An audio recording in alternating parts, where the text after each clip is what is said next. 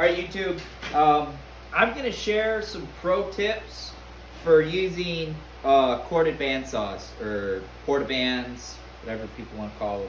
I call this one corded because it's not, I mean, it's portable, but it's not super portable as like a cordless one would be. So, the big thing we're going to talk about today is getting accurate cuts.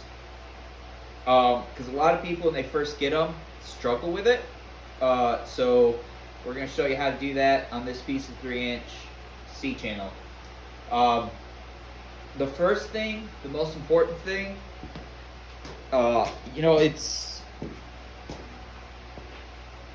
grab my tape. When you're fabricating, totally truth is the first step is the most important step because it jurisdicts how easy the second step is. And then that step's important because it jurisdicts how easy the third step is, and so on and so forth. So, like if I don't know how well you can see this, but if that's how thick our cutting line is, it's going to be really hard to tell where we need to cut it. So I like to use soapstone, especially working with steel. So I'm just going to make sure I have a good, nice, sharp soapstone to start with. Okay? So then,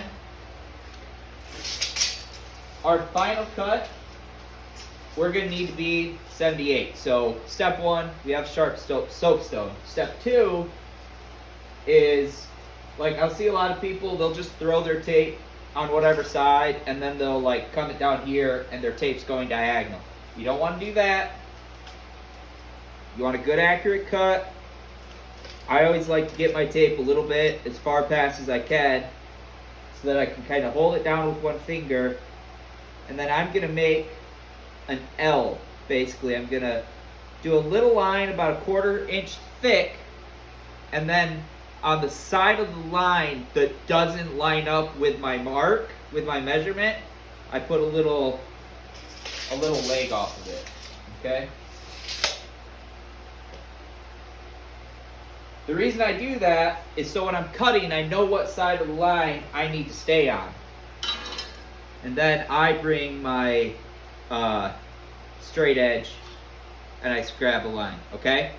Now, let me set this down for a minute. Get here so I can look at you guys. I do this because we just cut all this material over here. I mark it all out first, and then I can come through and scribe lines. The other thing you can do, so our cut today is 78. Let's say it was, let's say we were doing 7 foot. You can slide your square or straight edge under it, bring it right to that 7 foot mark, take your tape off, still holding your speed square, your straight edge where it goes, scribe your line, and then you can do a little run off.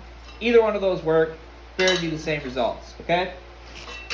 The other thing I like to do, I like to line it up, drop it on the sides, just so I kind of have a visual, make sure I'm staying nice and square, okay? Do that. This one too, this material is outside, so it's a little wet. Just gonna dry it off there.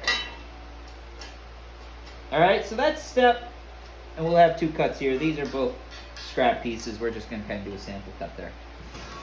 Okay, so I'm gonna reframe you guys. Now I'm gonna try, I've never done this with the camera, so it's the right principle, it's the right idea. I just don't know how accurate we're going to be with the camera kind of in my way.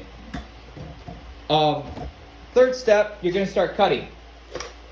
Let's talk about longevity of your blades. The amount of teeth you have in your cut is going to dictate how long your blade stays sharp, right? So you don't want to come in here and then you have 3 inches of teeth in the cut at one time, okay? I believe you want to have about 5 teeth. If I remember right, that's what my guy at the metal supply store told me. 5 teeth in the cut at the same time, you're going to get the most life out of your blade that way. when I cut, I am watching the blade. And what I'm doing is I'm looking for binding. So there's a lot of play in this blade. You can get it this way, you can get it this way, this way. I'm watching for binding. I'm making sure that blade is staying nice and straight. I have the tightness all the way up. We're using a Hercules corded bandsaw today, so it's not a terrible tool. It's pretty good, but it's not a top line name brand, right? So I'm gonna try and cut this sample piece, so just excuse me while I try to get you guys seeing what I'm seeing without having the camera totally be in the way. And it looks like that's gonna be better. Move it just a little bit. So yeah, I think that's gonna be the best. So we're watching the blade, right? We're gonna slide this out just a little bit. There. So I put that on our guide, or our platform. It's not really a guide. And then I'm just standing behind the blade. I'll get it up to speed, and then I'm gonna start cutting. I'm cutting at the corner first, so I'm keeping the fewest teeth in the cut as I can, and I'm just kind of watching as I go down, and then you can rock it. So now I'm only cutting the top flat part. And I'm just watching my blade and making sure that I'm staying as straight as possible.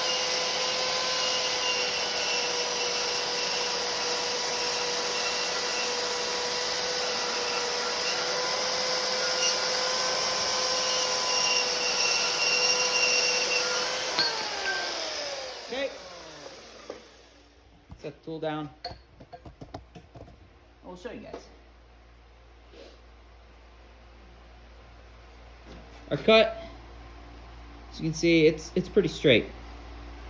It was kind of hard, so now I'm gonna show you guys without the camera in my way, because that was kind of hard. I couldn't really see. I was trying to get you guys to be able to see, and just kind of slowed me down for a second. So now I'll cut the actual true cut, so you guys can see what I'm doing. And I like running with the light on. It just doesn't show good on camera.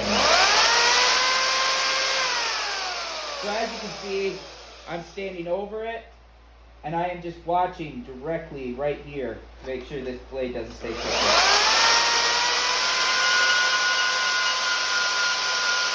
And I can see my lines good when I'm doing this.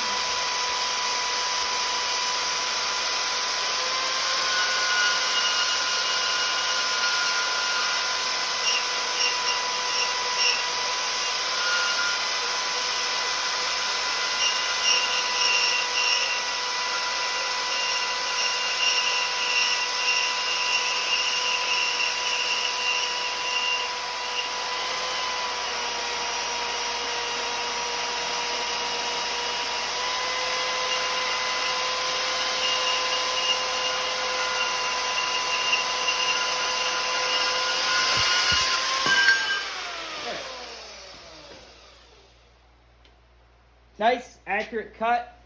So the 3 tips, have a good fine point on whatever, if you're using a pencil, a soapstone. This is why I don't use markers, because markers are always too thick for me. The only time I use a Sharpie is when I'm doing aluminum. So a good sharp line. Pay detailed attention. It's just training your eyes what to look for as you're working. It's not really taking extra time. It's just training yourself to do it right.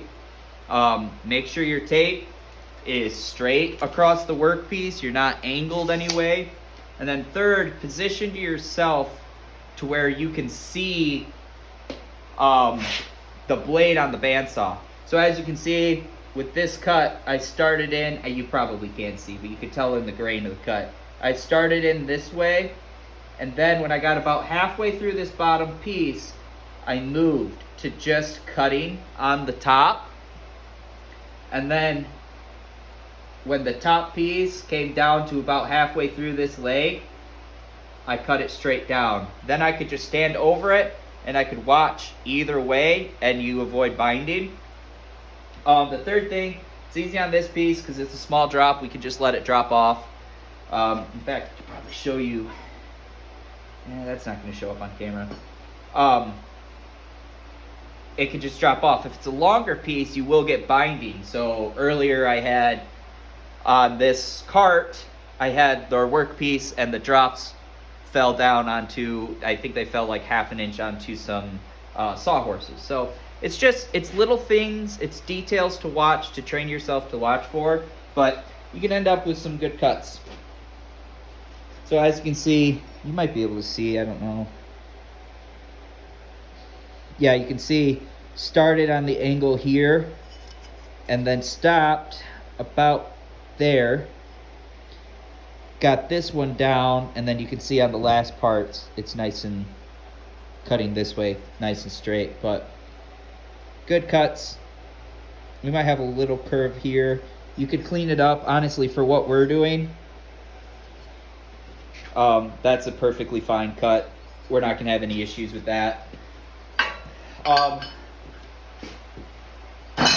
A lot of people, they think they want to have it,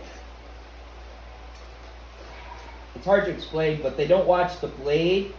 They try to keep this lined up, like this is perfectly square, but your blade can twist so much. It's not like a chop saw where the blade is a little thicker and a little more rigid. So